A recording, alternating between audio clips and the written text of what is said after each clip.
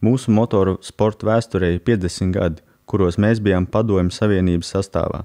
Tas noved pie ļoti ierobežotām iespējām nokļūt aiz dzelzs priekšara, bet no otras puses tas radīja visiem iespējas nodarboties ar motoru sportu valstis iekšienē.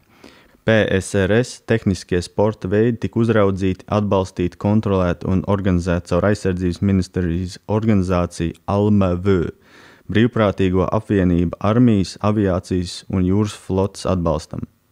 Aizsardzības ministrijas skatījumā šie sporta veidi tika saukt par militāri tehniskajiem sporta veidiem, un tie ietvēra automobīļu un motokrosu, ūdens motorsportu, izplatlēkšņu, zemūdens peldēšanu, radiosportu un modeļu būvi.